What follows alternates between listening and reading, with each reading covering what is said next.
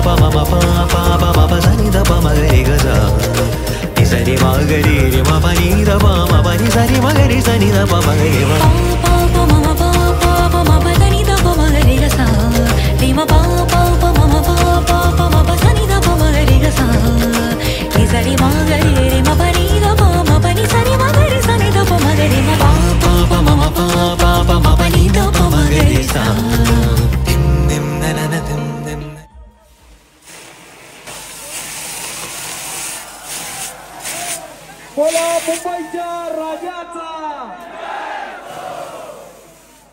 तमिळनाडू येथील रामनाथ स्वामी मंदिर या नावाने ओळखले जाणारं